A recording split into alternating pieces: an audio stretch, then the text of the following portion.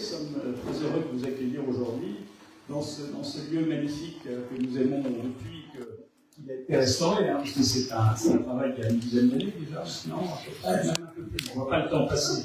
Il y a 42 ans de festival font que les décennies passent les unes après les autres et qu'on oublie qu'on les a passées, heureusement.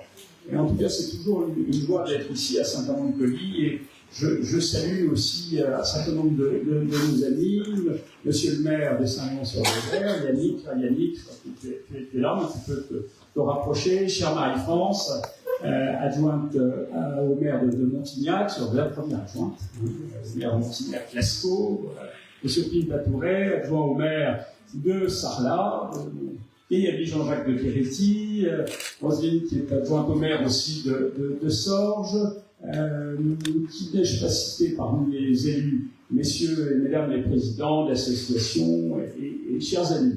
Je salue Pierre-Marie en particulier, Pierre-Marie Blanc, qui est, et comme vous le savez, président des Amis de Saint-Amand-de-Coly. Merci Pierre-Marie de tout ce que tu fais et en lien avec nous en particulier. Donc Vincent, je te passe peut-être la parole avant de la reprendre pour faire intervenir ceux qui le souhaitent. Merci. Écoutez, en fait, c'est vrai qu'aujourd'hui, nous accueillons cette conférence de presse de lancement du festival. C'est pour une raison bien particulière. C'est qu'en fait, cette année, Saint-Amand-de-Coly, et c'est venu déjà un peu dans la presse, va fêter les 900 ans de l'abbatiale. Donc, c'est vrai que nous avons, depuis quelques années, abordé cet événement important avec les responsables du festival. Et que ce soit Jean-Luc, que ce soit Julien qui ont pris le flambeau théorique l'année dernière, se sont investis pour faire en sorte que cette édition en 2024 soit particulière et puisse honorer le 200e anniversaire de ce bâtiment qui accueille, qui l'a dit Jean-Luc, depuis une quarantaine d'années le festival. Voilà, c'est chose faite du coup, donc le concert d'ouverture aura lieu à Saint-Amand. On en parlera tout à l'heure, une masterclass aura également une dimension davantage ouverte un petit peu vers le public et puis les mélomanes qui peuvent fréquenter le bourg de Saint-Amand pendant leur travail. Donc, je vous en remercie. C'est pas une surprise, puisque effectivement le partenariat avec la commune de Saint-Amand-de-Coly, puis le Coly Saint-Amand maintenant est fort. Il repose sur une passion commune qui est celle de la culture et du patrimoine. Pour nous, c'est important de faire en sorte à ce que ce mariage de la musique classique, de faire se rencontrer les gens qui ont cette passion de la musique et du patrimoine, se passe à Saint-Amand. Donc c'est un rendez-vous qui est renouvelé maintenant tous les ans. On ne se pose même pas la question de savoir si on reviendrait l'année prochaine ou les années à venir. Nous comptons fortement sur votre présence. Vous avez contribué au développement de notre commune dans des moments importants. Les investissements ont été accomplis. Vous avez fait en sorte que les institutions aussi soient présentes ici régulièrement.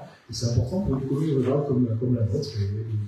Et aujourd'hui, si nous sommes plus les villages de France, si nous avons un certain attrait pour la culture et nous déployons une hospitalité particulière pour la culture, je pense que le travail que vous avez accompli, vous accomplissez dans le secteur, il est pour beaucoup. Voilà. Un grand merci pour tout ce travail, à vous, à toi Jean-Luc, et puis à l'équipe du festival. J'en profite pour faire un petit prolongement sur ce 900e anniversaire que je viens d'évoquer. Dans la salle sont présents des responsables d'associations qui œuvrent beaucoup pour cette manifestation. Il y a notamment les Amis de Saint-Amand-de-Coly.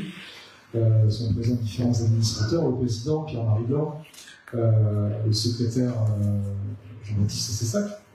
Et puis l'association Saint-Amand fait son intéressant, Sylvie Roulard, la présidente, qui est aussi présente ici, qui donc tous deux œuvrent énormément cette année pour que ce 900e anniversaire soit à la hauteur de l'édifice. Et donc ils sont disponibles pour échanger avec vous tout à l'heure sur les manifestations, des temps forts importants de leurs activités. À noter, dans l'ordre peut-être du calendrier, 3 manifestations importantes. Le 23 juin, une manifestation qui aura lieu à Saint-Amand-de-Coly avec l'inauguration d'une exposition de photos sur la thématique de l'abbaye qui sera mise en place sur le pourtour de l'édifice. et une journée aussi dédiée à Saint-Amand, le 23 juin. Ensuite, on enchaînera sur le festival de spectacles de rue organisé par Saint-Amand fait son intéressant, les 12, 13, 14 juillet, avec un temps fort le 12 juillet, auquel vous serez tous évidemment invités. Et puis, un autre temps fort important, ce sera le 21 septembre, pour les Journées du patrimoine. Nous ferons une inauguration de la fin des travaux de l'abbatiale. Voilà, une journée dédiée à l'abbaye et au village, auquel vous serez également invités, avec également l'inauguration d'un bâtiment qui est un tiers-lieu associatif dans lequel nous avons investi à 527 000 € avec différents partenaires. Et donc, ce sera intéressant de faire un petit peu le parallèle entre le passé et puis l'avenir que représente un petit peu ce tiers-lieu et l'activité associative qu'elle porte. Il y a tout un tas d'autres choses qui vont s'égrener tout au long de ce calendrier. Je vous en ai parmi la liste. Je vais redonner la parole à Jean-Luc pour que le festival puisse présenter son édition 2024. À préciser votre présence, qui est importante aussi pour le 21 septembre, les Journées du patrimoine, avec un concert dont vous parlerez certainement tout à l'heure. Voilà. Je vous remercie pour votre patience. Merci. Je suis toujours admiratif de ce qui se fait à Saint-Amand, tout comme Régine Anglard, je suppose que Régine, que j'ai gardée pour la bonne bouche, si je puis dire, puisque en tant que vice-présidente du département, avec en charge plusieurs secteurs, la culture, l'Occitanie, l'Occitan, oui, l'Occitanie, c'est bientôt, c'est l'ensemble du secteur. Merci en tout cas, Régine, pour tout ce que tu fais ici pour la culture dans ce beau département, tout ce que tu fais aussi avec conviction pour le festival et pour la commune de Saint-Amand, évidemment, chacun le sait, et donc je suis heureux de t'accueillir aujourd'hui et de donner la parole en saluant Julien, que vous connaissez, que je pense pour la plupart d'entre vous, Julien Kiffer, qui est notre nouveau directeur artistique en plein exercice, si vous voulez, depuis l'an dernier, et qui, depuis le 1er janvier, en fait, 2024, parce qu'en 2023, il avait encore une fonction en lien avec Véronique Etchioud, la précédente directrice. Et voilà, Julien, bravo pour tout ce que tu as entrepris en peu de temps. Et merci aussi à toute l'équipe du festival qui est extrêmement présente tout au long de l'année. Annick, qui est une fidèle de la première heure, tout comme André Sablon, qui est là toujours avec cette richesse et cette attention portée aux autres, qui fait mon admiration. Donc merci à vous toutes et à vous tous. Je ne vous cite pas tous, mais vous êtes tous dans mon cœur, et bravo pour toute votre action très engagée depuis, pour certains, depuis 42 ans. Merci. Je propose qu'on applaudisse. Régine, c'est d'accord. Merci, cher Président. Mesdames et messieurs, égalité, bonjour à tous. C'est toujours un immense plaisir de se retrouver donc à Saint-Amand. Tout d'abord, je voudrais vous demander de bien vouloir excuser Germinal Perrault, le président du département, qui ne pouvait pas être présent aujourd'hui, et qui m'a demandé donc de le représenter au titre de ma vice-présidence à la culture et à la langue occitane. Je suis d'accord avec toi, Jean-Luc. Vous dire que donc c'était tout à fait logique et normal, comme l'a dit Monsieur le maire, que cette conférence de presse se passe cette année à Saint-Amand-de-Poly, dans la mesure où, je ne vais pas exagérer, mais juste à peine, Saint-Amand-de-Poly cette année est au centre de l'été, au centre du monde et au centre de l'été, parce que 900 ans, c'est quelque chose quand même. Et dans le Périgord, il n'y en aura peut-être pas beaucoup quand même, à fêter de cet ordre-là. Et c'était tout à fait logique que cette conférence de presse, cet événement d'ouverture de la saison et d'ouverture de l'été, vous voyez bien d'ailleurs, le soleil est là, et la nature est resplendissante, et l'été est là, et nous ouvrons les festivités avec le Périgord noir, très traditionnellement.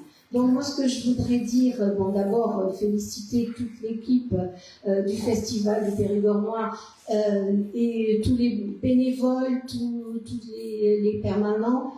Féliciter bien sûr Julien pour maintenant on dira même plus le petit jeune, puisque maintenant il est dans l'équipe, on ne le remarque même plus, il a fait vraiment ses preuves au sein de cette association et de ce festival. Et je voulais vraiment le féliciter pour tout le travail qu'il fait. Et je garde bien sûr le meilleur pour la fin, n'est-ce pas? Bravo Jean-Luc pour tout ce que tu fais et pour ce que tu as fait et ce que tu continues à faire pour ce festival du Périgord noir. Vous n'êtes pas sans savoir que quelques nuages s'annonçaient quelquefois sur des budgets, sur des choses pas très sympathiques. Mais je voudrais vous dire quand même que le Périgord noir, c'est quelque chose, et les grands festivals de l'été sont une attention toute particulière pour le département, tout simplement parce que c'est de la culture, certes, et la culture de qualité, grande culture, il n'y a pas de grande culture et de petite culture, mais c'est aussi de l'économie culturelle, c'est aussi du tourisme, c'est aussi une image de notre Périgord auquel nous tenons et auquel les touristes tiennent énormément et viennent pour ça. Donc ça, c'est important. Et le département est très attentif à tout ce qui se passe au niveau de ces événements festivaliers de l'été. Je peux même vous dire en avant-première que le journal Vivre en Périgord, de ce qui va paraître, va avoir une double page sur les grands festivals et sur la culture en été. On a pour principe de dire la culture toute l'année et l'été toute l'année et pour tous, mais il faut bien reconnaître que c'est une belle carte postale, c'est une belle carte de visite que vous nous offrez. Voilà ce que j'avais envie de vous dire. Je vous souhaite un très bon festival. Nous aurons énormément de plaisir le 4 à être ici à la journée d'ouverture, bien sûr. Bravo à tous et vous pouvez compter sur le soutien du conseil départemental et nous vous remercions pour tout ce que vous faites.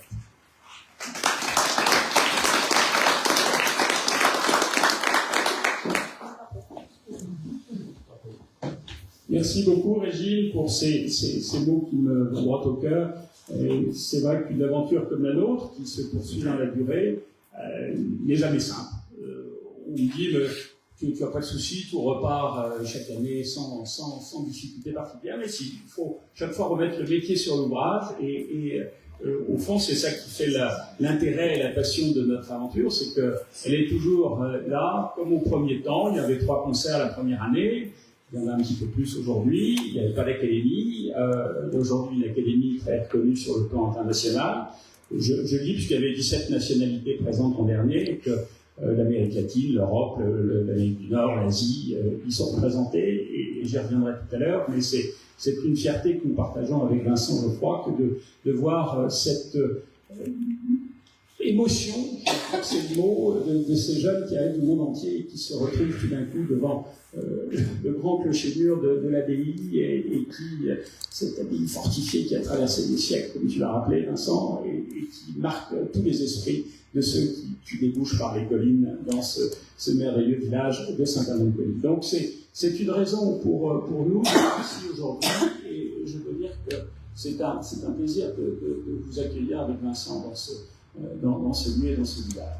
Alors, je voudrais vous donner quelques éléments, j'allais dire, de contexte sur le festival. Je rappellerai rapidement, parce que vous le connaissez pour la plupart d'entre vous, l'histoire d'une vieille aventure que j'ai engagée un jour de 83, où l'association s'est créée, et où avec André qui est là, qui reste de l'équipe initiale qui malheureusement peu à peu s'est clairsemée, et donc nous allons lancer cette aventure à l'époque à Saint-Léon-sur-Vézère, et Yannick, tu connais un peu notre histoire, qui a connu un certain nombre de tes prédécesseurs dans la charge de premier édile du beau village, aussi plus beau village de France, de Saint-Léon-sur-Vézère. Donc en quelque sorte, Saint-Léon a été pionnier. Les premiers concerts de musique de chambre s'y sont déroulés, et très vite, nous avons lancé à Saint-Amand-de-Coligny des concerts et une académie.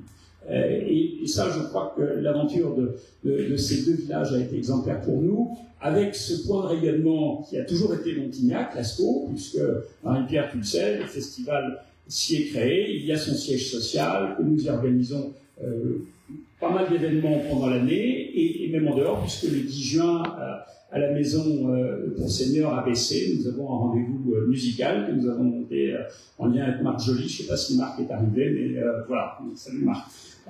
Nous a rejoint, donc ça fait partie aussi de cette vieille histoire que nous partageons, et je veux dire que tous les représentants des villages, villes, communes qui sont avec nous, et je pense à Sarlat, tout particulièrement, avec lequel, et je l'évoquais avec monsieur le premier adjoint, monsieur l'adjoint à la culture tout à l'heure, c'est une aventure aussi qui date d'un petit moment. Il y a eu des moments de suspension, nous reprenons notre collaboration et nos aventures communes, et ça je m'en réjouis, puisque Sarlat, capitale du Périgord noir, a évidemment vocation à accueillir ce festival, j'allais dire historique.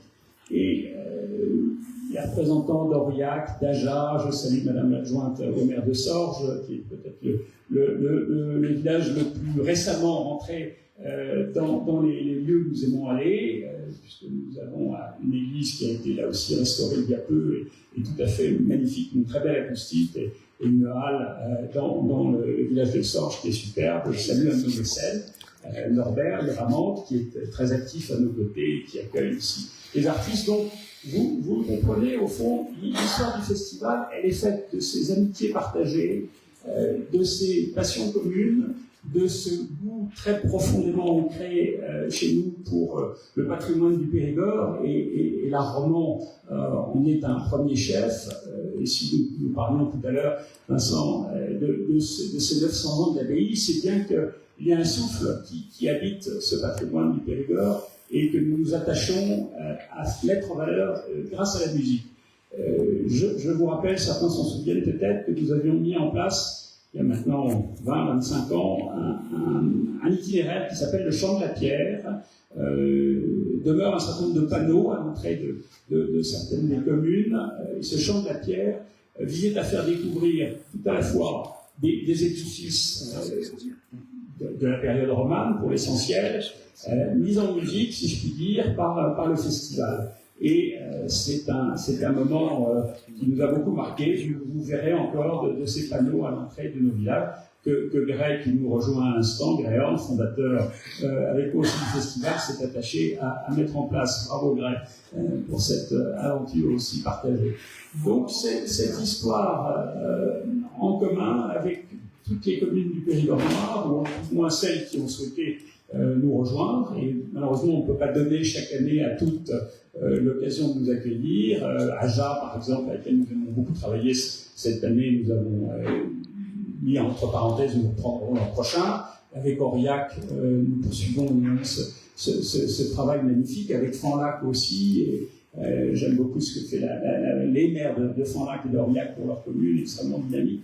Donc c'est tout ce travail au quotidien que nous saluons à travers la présence du festival. Cette aventure ne pourrait pas être possible sans nos partenaires. Je tiens à les saluer particulièrement. Je l'ai fait pour le département, je l'ai fait pour les communes impliquées. Hier, j'étais à la région où là aussi nous avons en présence du vice-présidente de la région et de la directrice régionale des affaires culturelles, donc l'État et la région. Nous avons pu là aussi évoquer ce travail en commun avec d'autres grands partenaires, et ce sont ces grands partenaires publics, une mécène qui s'appelle Aline Fourier-Destezet, qui est une des grandes mécènes en Europe de la musique et qui a bien voulu nous accompagner pour plusieurs années de son mécénat qui nous permet de faire beaucoup de choses, et d'un certain nombre de grands mécènes comme la Caisse des dépôts, comme la Fondation Safran, comme l'Esprit d'Idam, comme bien d'autres partenaires, notamment dans les médias également. Je salue ici la représentante de plusieurs médias, qui nous permettent chaque année de donner une ampleur nouvelle et une capacité à se faire entendre pour le festival assez largement. Et notre partenaire principal pour la musique et France Musique, comme vous le savez, avec lequel nous avons des liens anciens et très, très partagés au fond à travers notre histoire. Donc voilà au fond ce qui est un peu le contexte général du festival. Et cette saison, nous avons choisi de lui donner un éclairage spécifique. Pourquoi ce focus sur la scène musicale française? Pourquoi Fioria Francese? Fioria Francese, c'est une vieille expression qui date de la Renaissance, à l'époque où la France était engagée dans des conflits nombreux en Italie, mais on respectait la vaillance de nos armées, et les différentes cités italiennes avaient à l'époque évoqué cette idée de Fioria Francese, qui a donné Marignan, qui a donné l'époque, et un certain nombre d'autres victoires, aussi la défaite de Pavie. Bon, c'est une autre aventure que celle de la Renaissance, mais qui est toujours passionnante. Et l'expression est restée, on la retrouvera, je pense, chez les sportifs à l'œuvre lors des Jeux Olympiques de Paris dans quelques semaines. Et nous avons voulu donner un contrepoint sur cette énergie portée par la jeune, ou moins jeune, là je ne fais rien à la chose, de la scène musicale française, classique, baroque et jazz, puisque ce sont les trois composantes de notre saison. Et cette Fioria Francese, on la verra à l'heure chez tous les interprètes qui viennent pendant cette saison. Julien vous en parlera plus en détail tout à l'heure, mais je voulais vous donner d'ores et déjà ce premier aperçu d'une saison qui est construite en quelque sorte en contrepoint de ce qui va se passer sur le plan sportif sous l'œil de l'ensemble de la planète, attentif comme chaque année aux Jeux Olympiques, depuis 4 ans, je pense. Et donc, pour nous, c'était un moment assez logique de donner à ces artistes français très reconnus pour nombre d'entre eux sur le plan international cette possibilité de venir jouer en Périgord, à Saint-Amand pour l'Académie, à Saint-Léon pour la musique de chambre et pour les autres lieux que j'évoquais. Le cinéma muet, qui est une chose que nous aimons beaucoup, parce que j'ai toujours été passionné des premiers temps du cinéma et de la manière dont on inventait ce nouveau média en lien avec des orchestres qui étaient présents au pied de l'écran. Et nous avons lancé il y a maintenant presque 30 ans un premier festival du film d'opéra et du film musical qui s'est déroulé à Saint-Amand pendant de nombreuses années. Et nous avons conservé à Montignac ce rendez-vous autour du cinéma muet, qui est un moment important avec un artiste que nous aimons beaucoup, qui est compositeur, improvisateur, pianiste, pédagogue, écrivain, qui est Carole Beffa.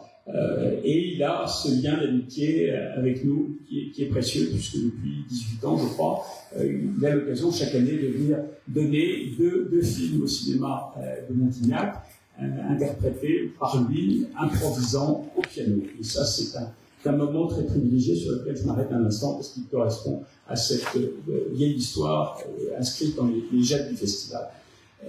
Par ailleurs, l'amitié est au cœur, vous le verrez là tout à l'heure quand on évoquera toute cette saison, vous verrez que le quatuor Modigliani avec lequel nous avons tissé des liens, et plus encore aujourd'hui, puisque Julien a des liens plus qu'étroits avec le quatuor, il vous en parlera peut-être, inaugure la saison à Saint-Amand-de-Poly.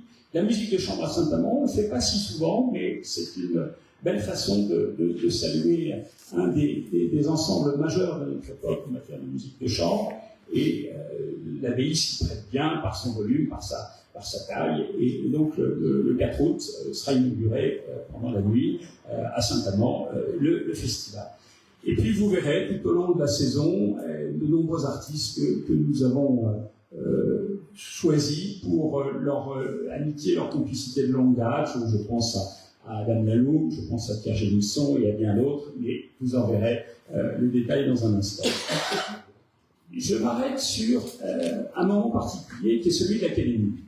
L'Académie baroque internationale du Périgord noir a été créée il y a 22 ans. Elle a poursuivi d'autres académies qui étaient sur le quatuor à cordes, justement, sur le quintet avant précédemment, et encore avant sur la voix, le lead et la mélodie avec Dalton Baldwin, une des grandes personnalités internationales qui s'est fait un bonheur de découvrir bien des divas de notre époque.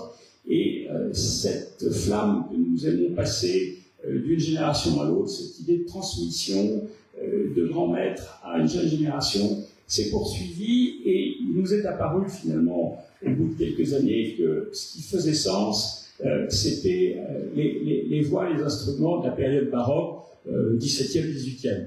Je vous rappelle d'ailleurs que tous les grands ensembles baroques qui sont nés dans les années 80 ou 90 sont venus jouer un jour ou l'autre à Saint-Amand, les Arts Florissants, la Chapelle Royale, la Scène de Chi, les Gabriel Consort, j'en passe, on peut en citer des dizaines, et c'est aussi à l'honneur de cette abbaye que d'avoir su accueillir et fait naître une passion.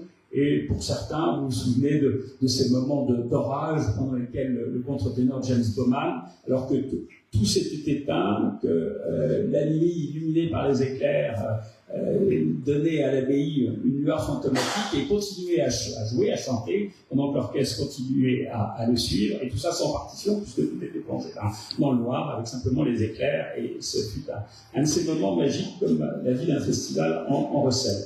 Donc, une aventure particulièrement riche que celle de l'Académie, et je retrouve régulièrement partout de ces jeunes qui ont participé à l'aventure. Encore hier, à Bordeaux, un violoniste, on entendra cet été au festival, me rappelait qu'il était venu à 3 reprises dans l'Académie avant de créer son ensemble. On entendra Eugénie Lefebvre aussi, une voix aujourd'hui très reconnue. On peut parler de Philippe Jarouski, qui est né à la musique, si je puis dire, à travers les cours de l'Académie, que donnait à l'époque Michel Laplény. Et c'est aujourd'hui un jeune chef d'orchestre basque espagnol, qui s'appelle Iñaki Enchina Oyón, qui dirige cette académie avec beaucoup d'énergie. Il est présent sur toute la scène internationale, et avec son compagnon Johannes Framsoller, une des grandes figures du violon baroque, puisque austro-italien, il est présent dans toute l'Europe avec la formation qu'il a créée, l'ensemble d'Hydro, on trouvera d'ailleurs au festival, donc une belle amitié. Ils ont tous les deux réussi à constituer un noyau de professeurs particulièrement exceptionnels. Ils sont 7 cette année, dont Christophe Point, le grand violoncelliste, qui est venu jouer avec son ensemble baroque de Limoges à une certaine époque ici, et avec son ensemble, son quatuor à cordes qui était basé à Vienne.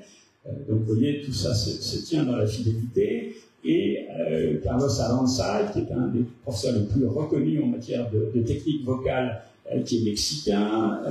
Nous avons Alexis Kosenko, qui est un flûtiste remarquable, qui vient par ailleurs jouer avec son ensemble, qu'on entendra dans un des lieux du festival. Donc il y a cette grande tradition, Benoît Babel, le claveciniste qui a des liens forts avec l'Aquitaine, et là aussi qui est présent depuis les premiers temps. Donc cette académie, pour nous, est marquante. Toute une série de concerts seront proposés par les jeunes stagiaires de l'académie, les jeunes académiciens, tout au long de cette académie. Et nous aurons également 3 concerts. L'un qui est l'ensemble baroque du Périgord noir. Nous avons donné ce nom à cette nouvelle formation telle qu'elle s'est créée au fond à travers les années. Et la continuité de l'enseignement fait que, même si les académiciens changent d'une année sur l'autre, il y a un son qui se poursuit. Et vous verrez que on donne ainsi le sentiment, qui est une réalité, que ce sont vraiment des professionnels, des gens engagés, et pas simplement des stagiaires qui font pour une passion bénévole une académie, mais bien des jeunes professionnels qui s'insèrent dans la vie musicale et qui viennent travailler ici parce qu'ils retrouvent certains des meilleurs professeurs actuellement sur la place internationale de la musique baroque. Donc, l'ensemble baroque du Périgord noir se produira en formation instrumentale. Vous avez les dates que Julien nous redonnera, et en formation vocale avec les histoires sacrées, plusieurs histoires sacrées de Marc-Antoine Charpentier, un des grands compositeurs de la fin du règne de Louis XIV, qui est peut-être le musicien le plus sensible, le plus bouleversant de l'époque du baroque français. Nous n'avons encore que peu et pas donné de musique baroque française avec Iñaki Enchina Oyón, ce que faisait beaucoup Michel Laplény. Iñaki pas encore, mais il le fait cette année avec 4 histoires sacrées et 2 pastorelles italiennes. Donc c'est toujours de Marc-Antoine Charpentier qui a vécu d'ailleurs à Venise et à Rome pendant un certain temps. Donc une présence ici forte et une nouveauté. Nous en parlions tout à l'heure avec monsieur l'adjoint à la culture, une nouveauté qui est la reprise de ce spectacle dans la cathédrale de Sarlat, je crois le 11 août, après avoir été le 10 à Saint-Amand. ce qui est un lieu merveilleux pour la musique baroque. Nous l'avons fait à de nombreuses reprises pour le passé. Et puisque je parle de Sarlat, nous aurons aussi un concert important, puisqu'il marquera l'ouverture de la saison du Centre culturel de Sarlat le 5 octobre, avec l'ensemble d'un quintet de jazz de Kyle Eastwood, le fils de Clint Eastwood, et qui donnera des musiques des films de son père pour débuter la saison du Centre culturel et en co-réalisation entre le Centre culturel et le Festival du Périgord noir. Donc, c'est un moment important, d'autant qu'il y aura aussi une rencontre littéraire pendant l'été à Sarlat. Donc, vous voyez, nous nous retrouvons, et je m'en réjouis, des liens forts avec la ville de Sarlat, avec son équipe municipale et avec la directrice du Centre culturel. Donc, c'est un point que je souhaitais souligner et qui est majeur. Je pense que la capitale du Périgord noir puisse accueillir aussi des moments forts comme cela. Vous l'avez vu, le jazz est présent dans la saison. À Montignac, ça j'y tiens beaucoup, nous avons ce rendez-vous qui s'appelle la Génération Jazz Nouvelle-Aquitaine, qui se produit en lien avec la classe de 3e cycle du jazz du Conservatoire rayonnement régional de Bordeaux, et qui permet chaque année d'entendre là aussi de jeunes artistes qui démarrent dans la vie professionnelle et dont certains vont ensuite mener une belle carrière nationale et internationale en matière de jazz. Donc le jazz à Montignac, le jazz à Sarlat, et le jazz dans un lieu tout à fait exceptionnel qui est à côté de Sorges, qui est le château de Jaillac, dont son propriétaire a souhaité, en tant que passionné du jazz, pouvoir accueillir un des concerts. Et cela constitue une partie assez novatrice du festival qui s'appelle nos vendanges, les vendanges du festival, qui vont se dérouler pendant les Journées européennes du patrimoine, le 20 septembre, et le 5 octobre, comme je l'ai dit, à Sarlat, et 3 rendez-vous à Saint-Amand à 11h le matin du 21, un concert gratuit avec un des ensembles les plus prometteurs qui est basé en Nouvelle-Aquitaine, la compagnie La Tempête, et qui donnera un concert qui couvre un spectre très large de la période médiévale jusqu'à Arvo-Pärt, en quelque sorte du XVe siècle jusqu'au XXIe siècle, ou au XXe siècle en tout cas pour Arvo-Pärt, et qui sera accessible à tous à 11h le matin dans l'abbaye. Ce sera le concert rendez-vous en quelque sorte des 900 ans de l'abbaye, et qui sera suivi l'après-midi à Jaillac par le concert de jazz du trio Enco. Thomas Enco est une des jeunes valeurs les plus sûres et les plus reconnues du jazz en France, en Europe et plus largement, qui viendra en trio. Et je pense que dans la cour de ce très beau château du 15e, on aura la joie de l'entendre. La ville de Sorges accueillant elle-même pendant l'été, dans le cadre du festival, un concert pour clarinette et piano avec Pierre Génisson et Jean-Frédéric Nublanche.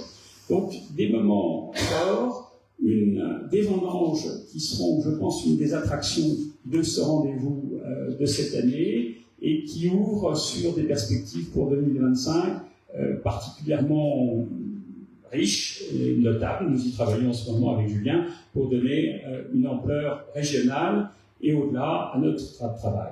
Cette ampleur régionale, et je terminerai par là, elle passe aussi par un travail que nous menons tout au long de l'année avec notre bus de l'orgue.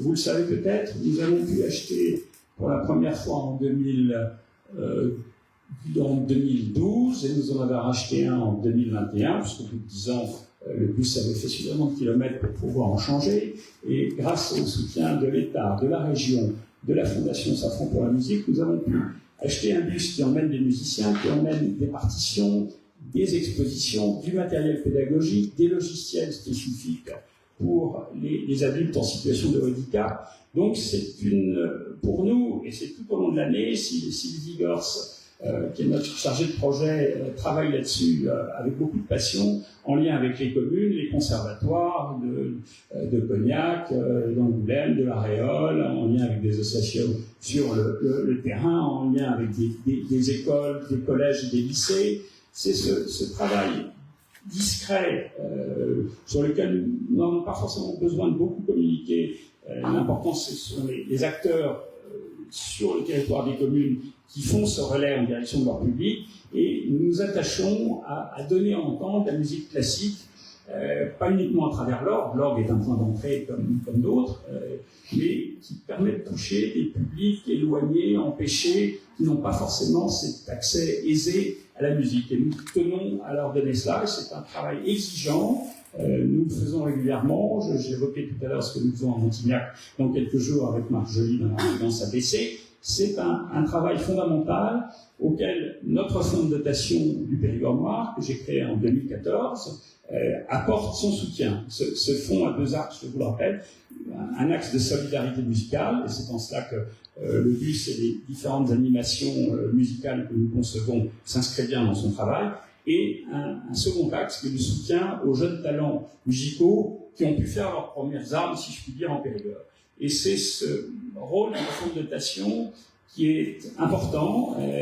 Des mécènes, chefs d'entreprise, particuliers, basés en Périgord ou en Nouvelle-Aquitaine, lui donnent son élan, et nous mobilisons chaque année leur soutien pour apporter ensuite ce relais dans les deux axes que je viens de rappeler, en lien avec le festival, mais pas seulement. En tout cas, le rôle du fonds de dotation est bien celui-là, que de donner à entendre, grâce au soutien de l'initiative privée, puisqu'un fonds de dotation ne peut pas recevoir de fonds publics, par essence, par définition juridique, et c'est ce travail avec l'initiative privée que je défends toujours avec beaucoup d'engagement. Et nous retrouvons chaque année à Périgueux, cette année le 3 septembre, avec le club des ambassadeurs du Périgord, qui réunit les politiques du territoire, élus parlementaires et maires de grandes villes, acteurs économiques, acteurs de l'administration, et c'est avec eux que nous lançons en général la saison économique dans le département, et le fonds de dotation, il a sa place, puisqu'il rappelle aussi aux acteurs économiques et politiques le rôle qu'ils jouent dans cette action pendant l'année sur les deux axes que je vous ai rappelés. Voilà, rapidement, j'ose pas dire le mot, parce que j'ai peut-être été un peu long, mais vous savez que je suis porté par mon sujet. Et donc, vous avez là une vision d'un paysage assez complet sur différents plans, la diffusion, la transmission à travers l'académie, le rôle en direction publique empêché et éloigné, l'action d'une fondation, fonds de dotation, qui permet de compléter ce paysage associatif que nous avons créé, parce que nous avons deux associations support, donc un fonds de dotation, et c'est cet ensemble qui s'attache à promouvoir une idée qui était née modestement de quelques années, un jour du printemps 1983. Donc merci à tous de votre patience, et je vais passer la parole à Julien, mais entre-temps, si Marie-France ou vous, messieurs, vous voulez ajouter un mot, avec plaisir, hein, comme vous le souhaitez. Merci à tous.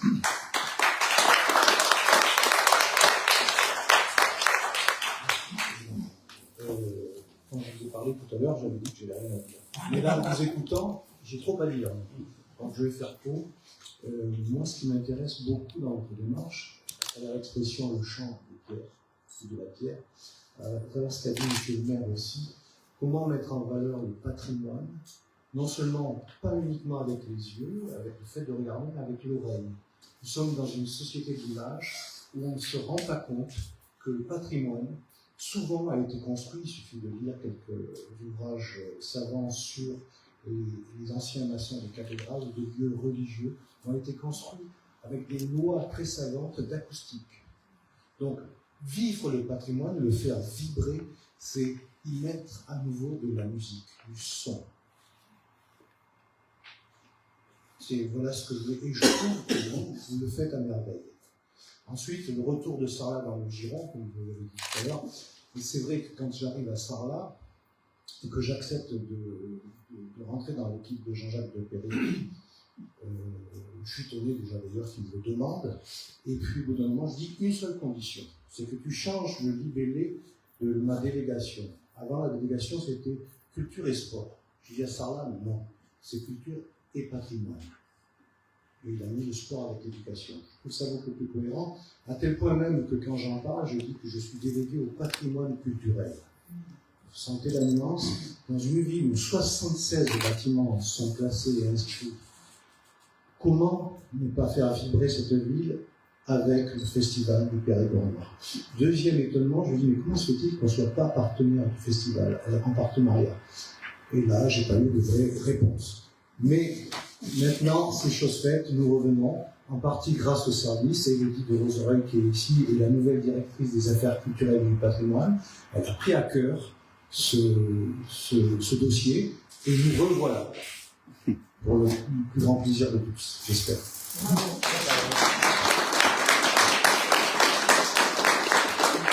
Merci à Elodie qui est en lien étroit avec Julien au quotidien.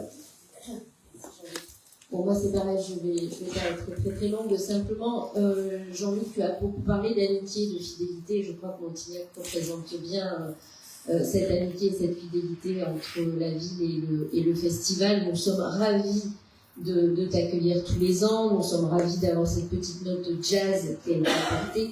Et surtout de la fidélité de Carole Beffa qui est présente tous les ans au cinéma, et on mêle là encore des arts différents, le cinéma, la musique, enfin bon, voilà. Nous avions pour habitude de t'accueillir à Montignac pour la conférence de presse, donc il y a une petite infidélité à Montignac cette année, voilà. Mais je te pardonne parce que je sais que c'est pour une petite jeune qui va avoir 900 ans, et notre vieille grotte de Lascaux ne pouvait pas concurrencer cette année, voilà. Donc non, mais nous sommes vraiment ravis toujours de t'accueillir, d'avoir cette magnifique programmation. Dans le cadre également du Chaudron, hein, c'est un partenariat avec la ville, un partenariat avec le centre culturel, et je sais un partenariat avec le conservatoire départemental, et David Bourba, je crois que j'ai aperçu qu'il est là aussi. Voilà, et donc c'est tout ce travail d'amitié, de fidélité et de défense de la culture qui nous amène vers cette belle programmation pour l'été prochain. Merci Jean-Luc. Merci Marie-France et David. Nous en parlions tout à l'heure, nous faisons beaucoup de choses ensemble, et c'est un plaisir de travailler avec l'antenne départementale à Montignac du conservatoire rayonnement départemental. Donc, merci David pour aussi nous accueillir, et ce que nous faisons ensemble. Nous avons pu participer à l'achat d'un bel instrument pour l'usage du conservatoire. C'est partie des beaux échanges, le rôle du fonds de dotation là aussi que je souligne.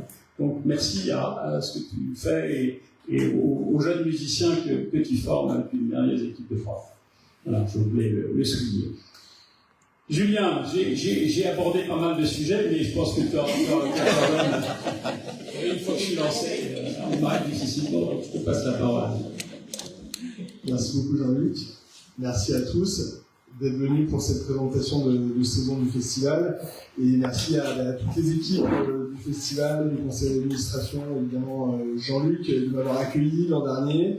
J'ai découvert bien des choses en vivant ma première année au festival 2023, dont j'avais co-construit la programmation avec Véronique Ketchou, et pour moi c'était une première, une manière de découvrir évidemment les lieux, ce patrimoine extraordinaire dont on a beaucoup parlé, où chaque village est un émerveillement dans le Périgord, et ça c'était quelque chose qui m'a évidemment profondément marqué, mais aussi de découvrir les hommes et les femmes qui font partie de l'histoire de ce festival, qui l'ont fait, qui l'ont créé, qui lui ont donné corps, et qui font que ces aventures musicales sont avant tout des aventures humaines. Donc pour moi c'était une manière de pouvoir commencer à tirer un fil qui, j'espère, chaque année va nous amener un petit peu plus loin. Donc voilà, quand on écoute tout ce que Jean-Luc a pu aborder sur ces 42 années qui ont pu se mettre en œuvre dans ces lieux magnifiques, beaucoup de choses avaient déjà été faites. Donc j'ai évidemment essayé d'y amener ma patte, d'y amener des artistes qui me tenaient à cœur, des propositions qui pouvaient, dans certains cas, me sembler innovantes, mais d'avoir déjà été faites bien des fois dans le cadre du festival. Donc c'est ça aussi le temps long d'un festival qui a su, à travers le temps, se réinventer, créer des formes qui étaient à l'époque parmi les toutes nouvelles. On parlait tout à l'heure de Carole Beffa qui a une fidélité énorme avec le festival et qui aujourd'hui est programmé tant à la Philharmonie de Paris qu'au Festival d'Aix-en-Provence de Renaud Capuçon. Donc c'est dire qu'il a été au départ tout jeune habitué du festival avant d'être reconnu à sa juste valeur dans tous les lieux de culture et de musique française. Donc je voulais juste vous donner un petit peu envie. Évidemment, beaucoup de choses ont été dites. Jean-Luc est autant directeur artistique que président du festival, même s'il me laisse une grande liberté pour exprimer les envies que je peux mettre en œuvre. Mais l'idée, c'était de vous donner envie en vous faisant un petit focus sur les artistes qu'on va retrouver cet été. Donc le festival, on l'a dit, va ouvrir à Saint-Amand. Cette conférence de presse en est la preuve. On voulait vraiment faire en sorte que le centre de gravité du festival se déplace un peu cette année pour les 900 ans dans le cadre de l'abbaye. Et on voulait aussi donc le festival ouvre avec un ensemble, le Quatuor Modigliani, dont certains d'entre vous le savent, je suis particulièrement proche, puisque j'ai fait mes armes en tant qu'organisateur de festival avec eux. Mon frère est violoncelliste du Quatuor, et j'ai monté avec eux plusieurs festivals à Saint-Paul-de-Vence, mais aussi à Bordeaux en concours de Quatuor à cordes.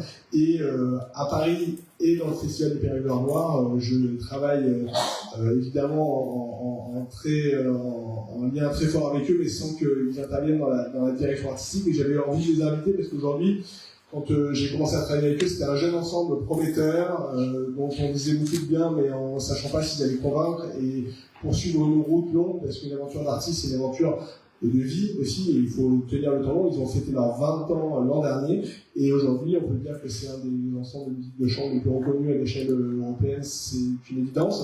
Et ils ont joué il y a peu de temps à l'Auditorium de l'Opéra de Bordeaux avec 1200 personnes qui sont venues les accueillir.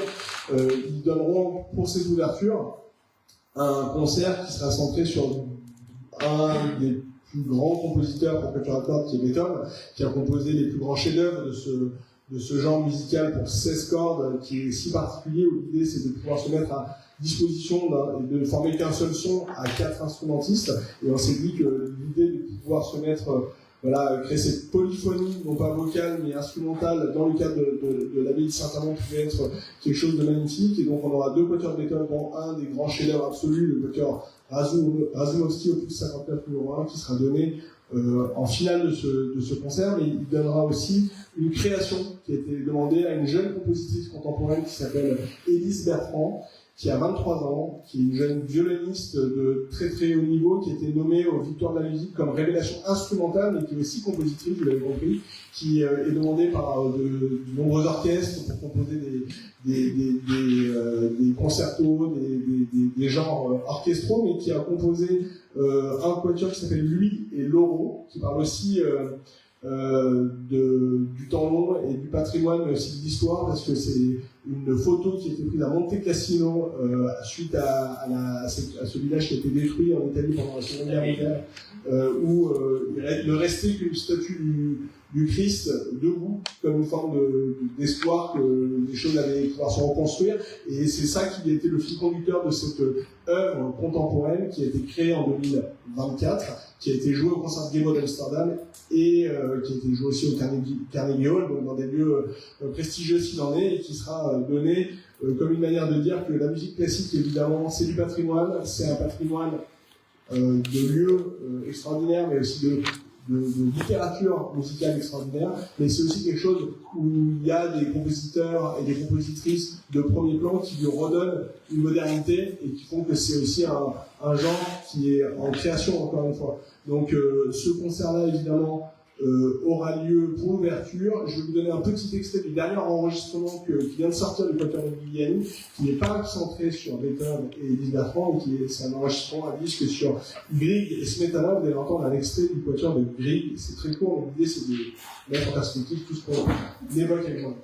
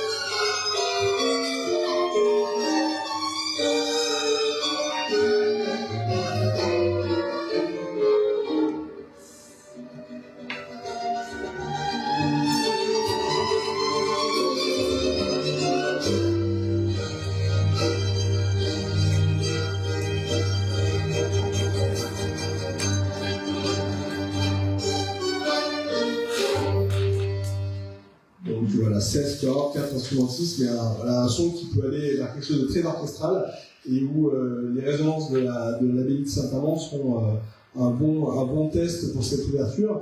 On continue évidemment cette exploration de la programmation avec des concerts dans des lieux extraordinaires que j'ai découvert l'an dernier. L'église de Franlac, c'était un concert où Lucie Boulanger l'avait joué avec Cargamon l'an dernier, et c'est évidemment une jauge beaucoup plus petite, quelque chose de plus un petit écrin de musique avec une acoustique formidable, où on sera très heureux de faire venir un des personnages de la musique baroque qui a le plus d'impact sur la jeune génération aujourd'hui. Aujourd'hui, quand on demande à plein de jeunes musiciens de musique baroque quelles sont les personnes qui les inspirent, qui leur donnent envie de faire de la musique, on a fait cet exercice à poser des questions à nos académiciens, mais plus généralement, c'est des études qui ont été faites par le CNM, et il parlait de Raphaël Pichon, donc vous connaissez tous le travail avec l'ensemble Pygmalion, mais celui qui était le plus cité était Alexis Bosenko, qui est flûtiste, on va le voir à l'heure, mais qui est aussi un chef d'orchestre de renom, qui a créé un ensemble qui s'appelle les Ambassadeurs, qui a repris un autre ensemble,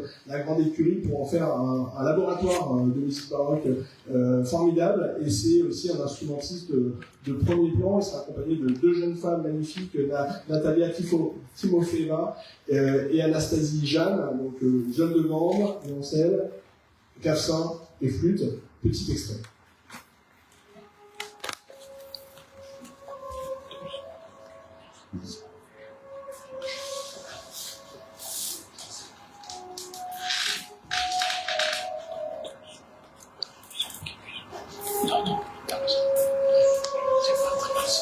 Ouais, tu peux monter.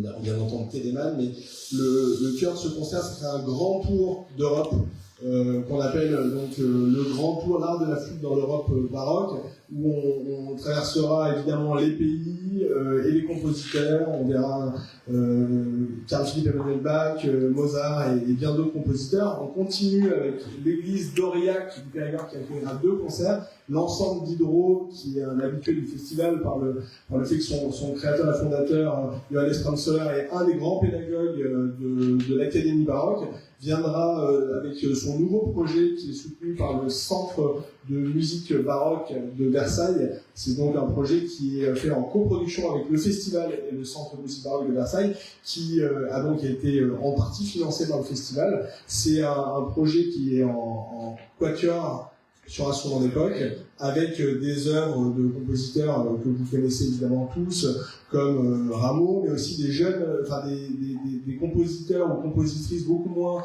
identifiés. Je pense à Elisabeth Jacquet de la Guerre, qui est une des plus anciennes compositrices que beaucoup de gens ne connaissent pas, qui a composé certains des premiers opéras-ballets à Paris, et qui, voilà, c'est la force du travail d'historien et d'aller rechercher des partitions dans la bibliothèque que fait Johannes, d'aller mettre en rapport des œuvres qu'on connaît tous avec des découvertes très très particulières. Donc je vous fais un petit extrait.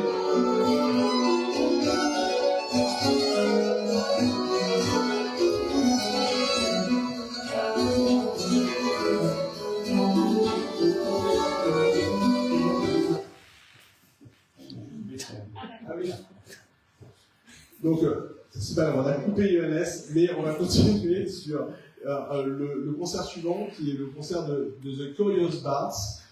Donc, un nom étrange pour un ensemble sur instruments d'époque. Donc, c'est des musiciens qui sont résidents en Nouvelle-Aquitaine, qui sont le créateur de cet ensemble, c'est Alix Boisvert. On les a reçus hier à Bordeaux. C'est donc des musiciens qui ont décidé de s'intéresser aux musiques celtes et gaéliques de l'époque baroque. Donc des musiques très peu jouées, inconnues pour la plupart même des musiciens baroques. Il a fallu aller à Dublin, dans les bibliothèques, où des milliers de partitions restées dans les archives et n'étaient pas jouées. ils les ont réinterprétés, essayé de trouver la meilleure manière de les jouer, puisqu'il n'y avait aucun enregistrement. Et c'est des musiques très populaires, très festives, dont Handel lui-même saluait la beauté à l'époque. Et c'est donc plusieurs musiciens, vous allez pouvoir les découvrir sur l'extrait qu'on va vous montrer, avec quelque chose de très dansant. Quand j'ai pu les voir en concert, on se rendait compte qu'il y avait beaucoup d'enfants, de jeunes qui tapaient du pied, qui se mettaient limite à deviner, à avoir envie de danser. Et il y a quelque chose de très festif et très populaire justement dans cette musique baroque qui parfois peut avoir une image faussement élitiste, alors que c'est quelque chose qui a su évidemment traverser les époques et qui est universel. Donc je vous laisse découvrir.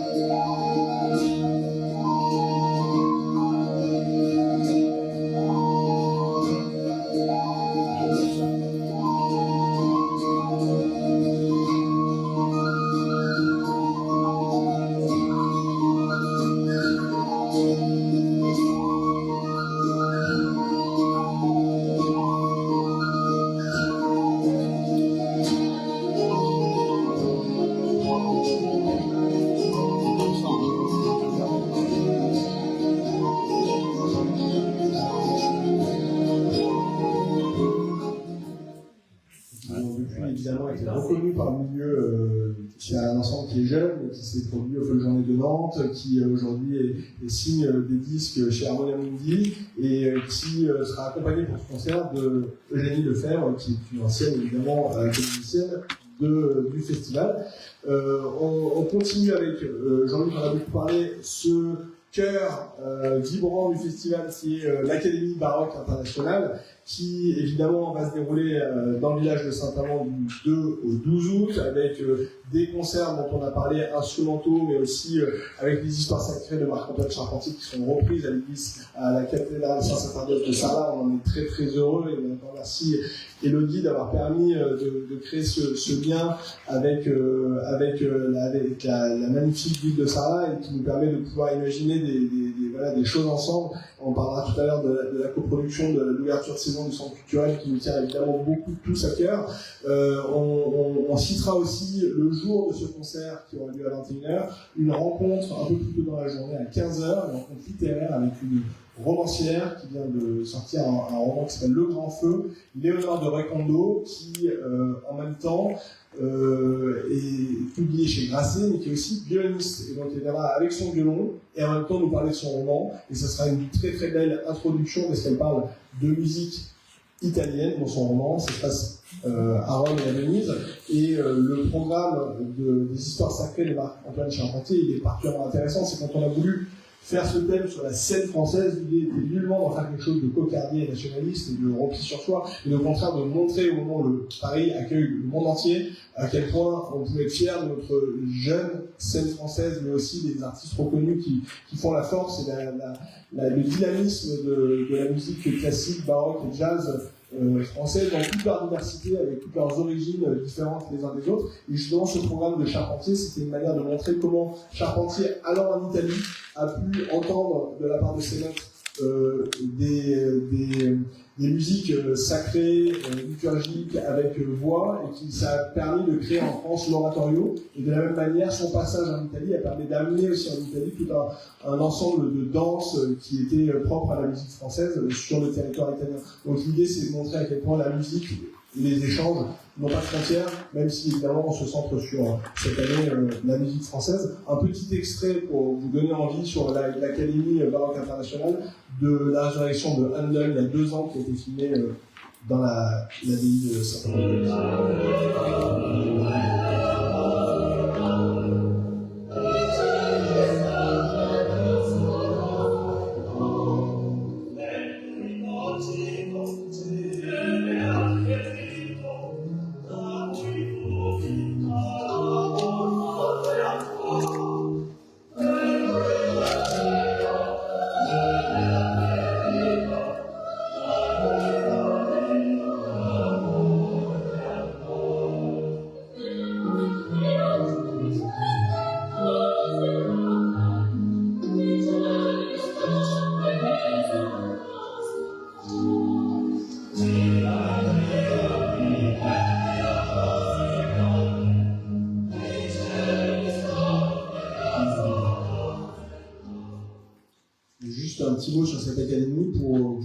ressenti que moi j'ai pu avoir quand j'ai été intéressé par participer à cette aventure du Festival du Périgord Noir. Bien des choses me semblaient passionnantes, l'histoire de ce festival, le rapport au territoire, le rapport au patrimoine qui a été mis en œuvre depuis des années, et aussi évidemment cette académie dont j'avais beaucoup entendu parler mais que j'avais jamais pu découvrir en concert. Et une des choses qui m'a vraiment marqué profondément pendant la précédente édition, c'était le niveau exceptionnel réellement auquel je m'attendais pas, de travail qui a été mis en œuvre par Inaki Sinaoyan et les différents professeurs du festival sur un tout premier plan, qui permettait d'avoir une restitution. C'était quand même pas rien de monter en une dizaine de jours un oratorio comme c'était le cas de l'Opéra Dramatique de Munich l'an dernier, d'un niveau extraordinaire. Vraiment, j'ai pu assister dans le passé à des restitutions d'académie au Festival Ravel qui a lieu avec Bertrand Chamaillou à Saint-Jean-de-Luz. J'ai pu assister à des restitutions de l'Académie d'Aix-en-Provence, le festival lyrique le plus reconnu de France, si ce n'est d'Europe.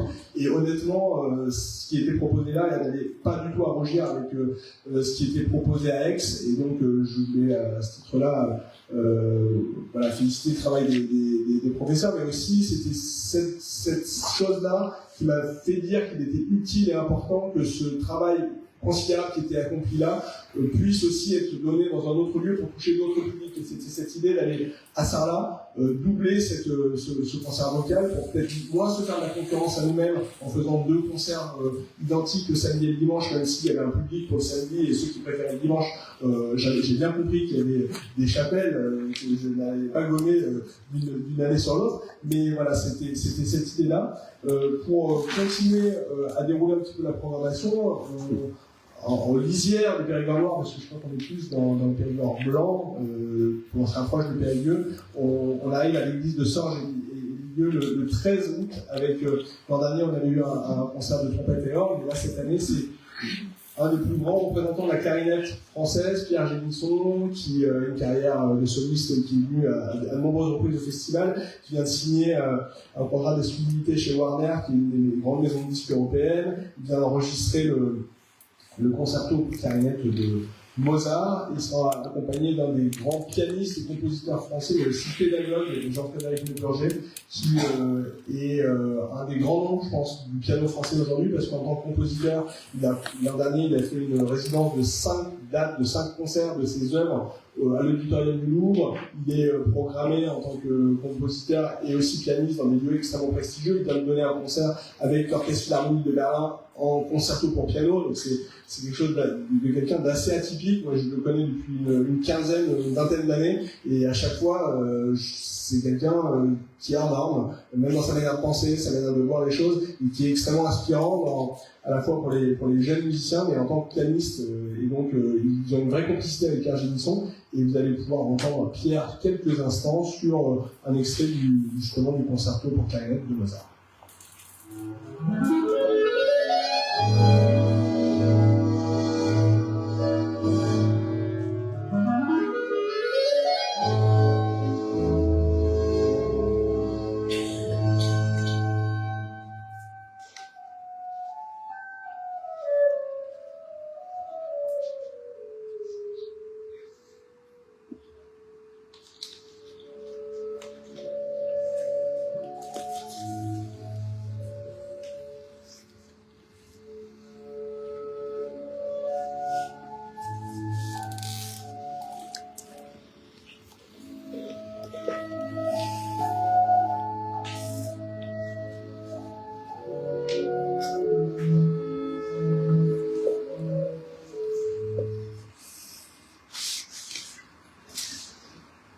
Alors évidemment, très très bon moment, on sera content d'aller à Sorges, mais on sera content d'y revenir un peu plus tard, justement pendant les vendanges du festival.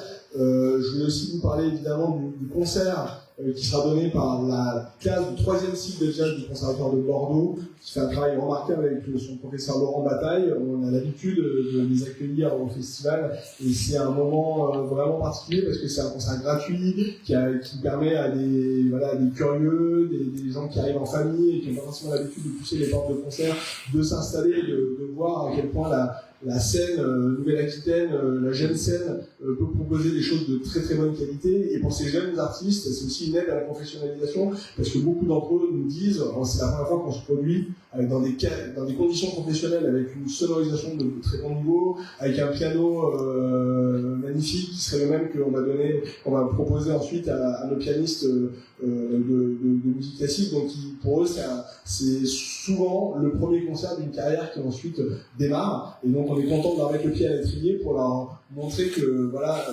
on compte sur eux pour assurer la suite dans une scène jazz qui est concurrentielle, où il y a évidemment beaucoup de magnifiques festivals, mais où il faut réussir à ensuite, en sortie de conservatoire, créer son identité. Là, ça sera un big band miniature qui va nous donner voilà, des reprises de compositeurs extraordinaires comme Coltrane ou Miles Davis, mais voilà, une autre sonorité du festival, parce qu'il ne faut pas l'oublier, le festival du Périgord, historiquement, c'est du baroque, c'est du classique, mais c'est aussi un grand appétit pour la musique jazz que Jean-Luc a su impulser à Montignac.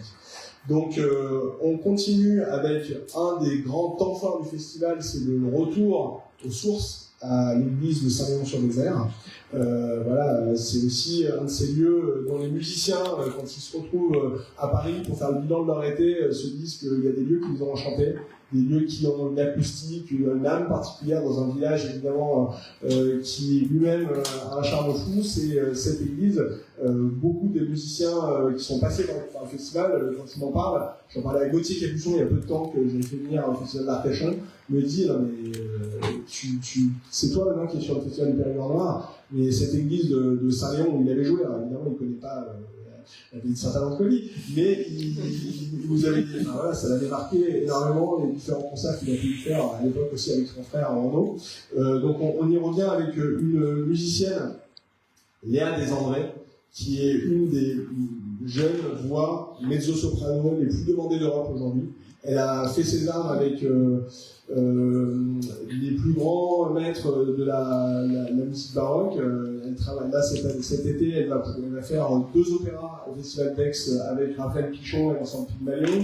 Elle a énormément travaillé avec la liste serait très très longue, mais elle a à la fois un projet avec un ensemble qui s'appelle l'ensemble Jupiter avec son compagnon Thomas Denford, et ce projet beaucoup plus intimiste qu'ils ont créé sur un projet qui s'appelle Idylle, qui a été enregistré chez Erato, qui est une sorte de déclinaison de l'amour sous toutes ses formes, de la musique baroque à la musique romantique en passant par la chanson. On va voir un petit extrait pour montrer qu'elle est capable de sortir de son univers baroque où elle est extrêmement reconnue, sur une réinterprétation de Barbara.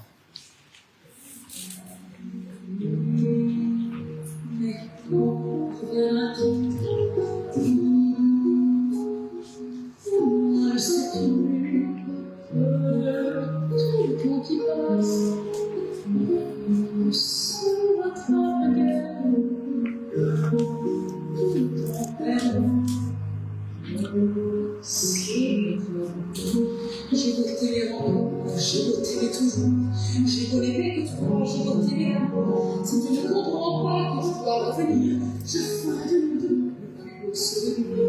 Je reprendrai la route, le monde de l'air, j'irai me réjouir doucement. Je ne suis pas de celles qui meurent de chagrin, je n'ai point de vertu de femme. Et quand je dis, au moins je sais tout, que tout le temps qui passe sont attrapés de tout le temps perdu.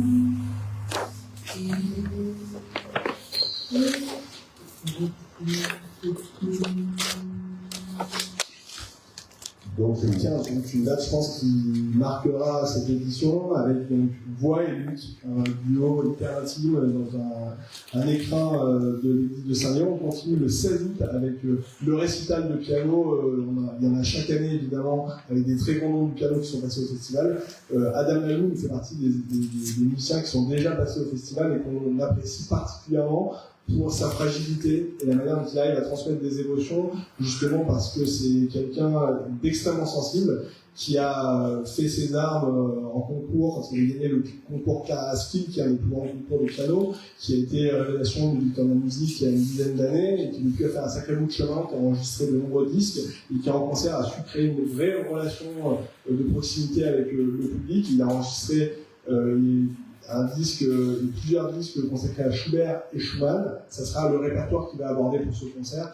Et on peut considérer, aujourd'hui, j'ai lu un article il y a peu de temps, de Gramophone, une des grandes revues de musique classique anglaise, qui disait qu'aujourd'hui, Adam Laloum était un des grands Schubertiens. C'est dans Schumann que vous allez entendre un petit extrait, avec orchestre. Orchestre du Capitole de Toulouse.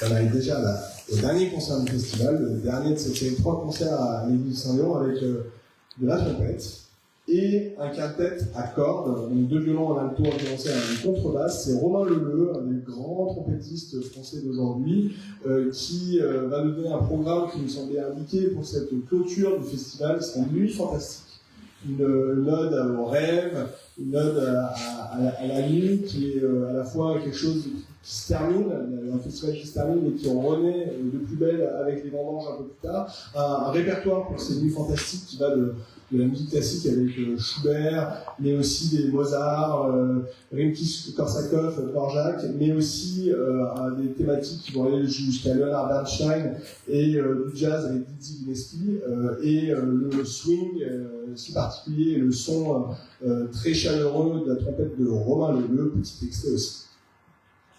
Là, c'est Schubert.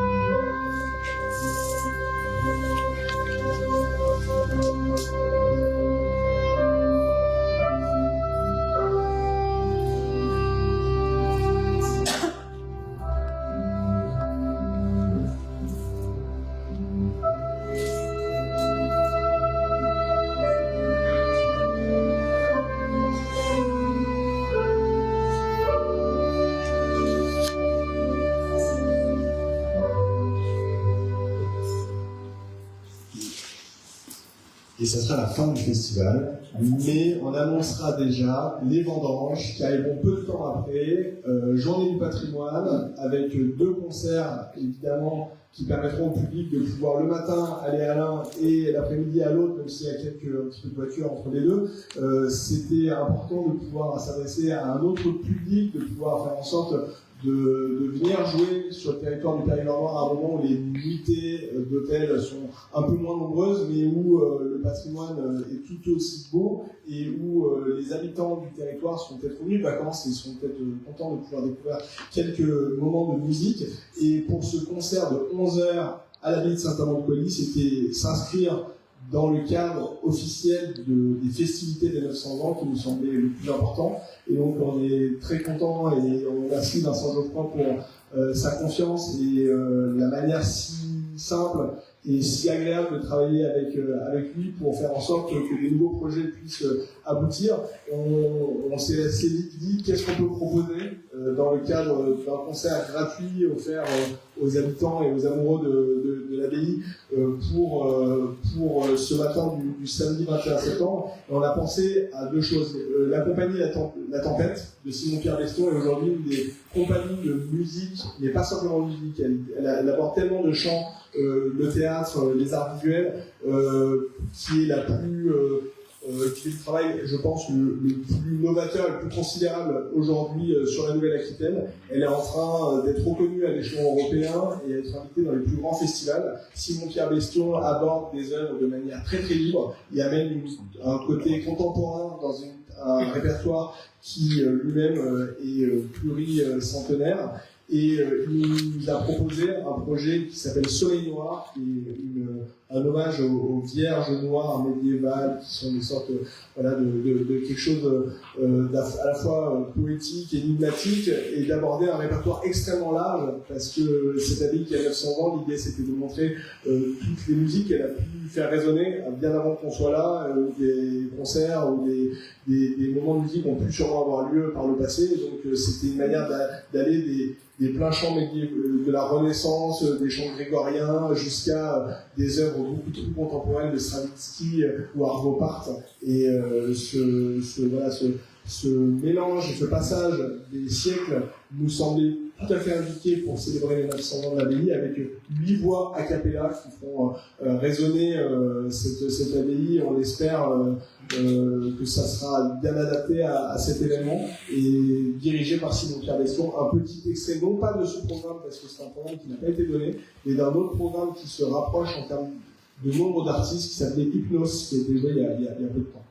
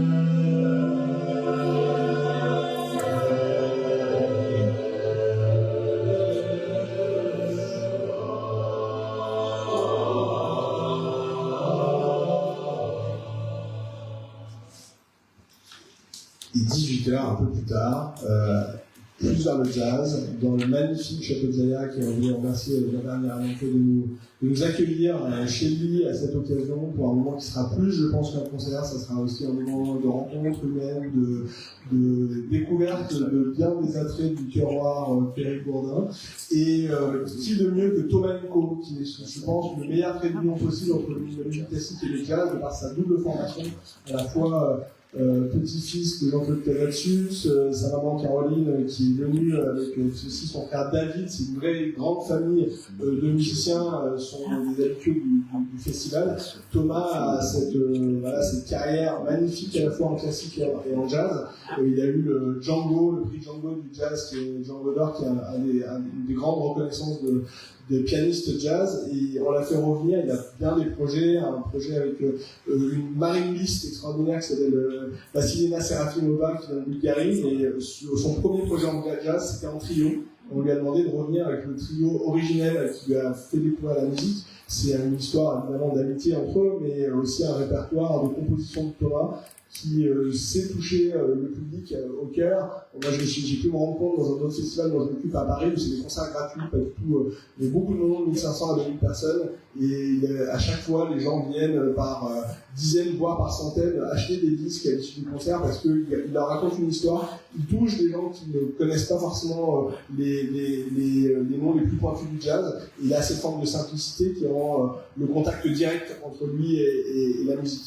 Donc, petit extrait de Thomas au piano.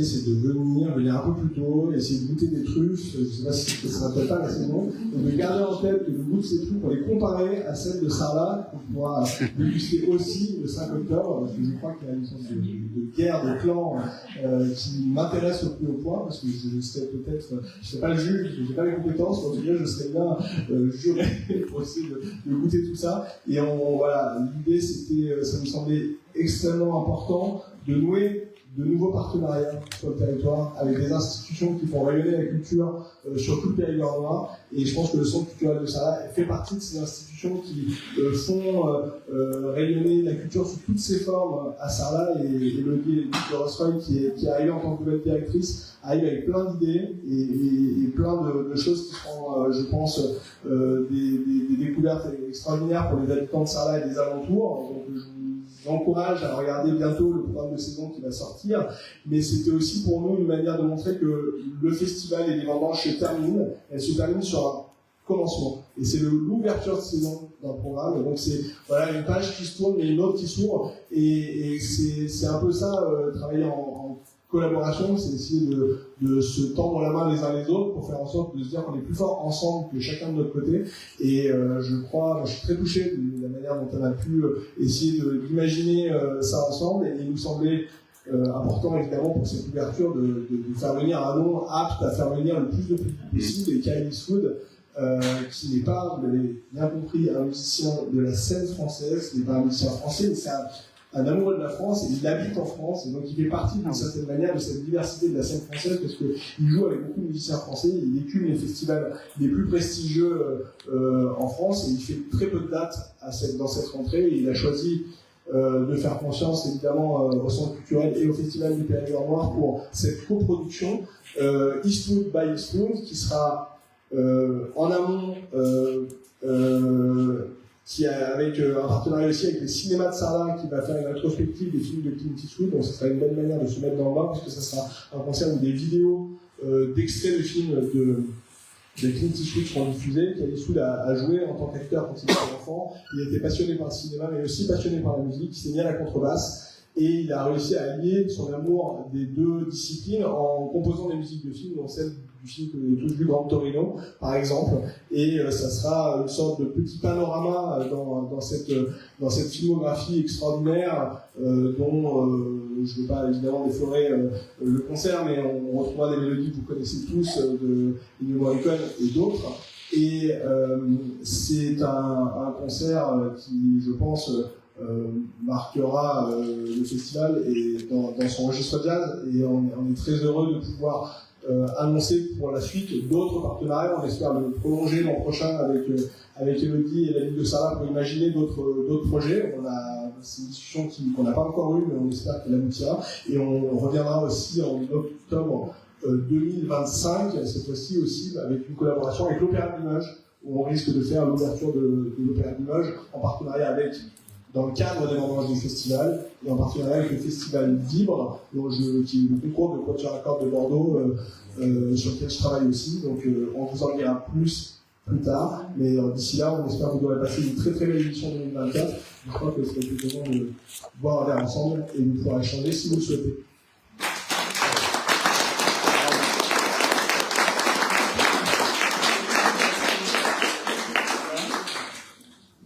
Il est déjà midi 42.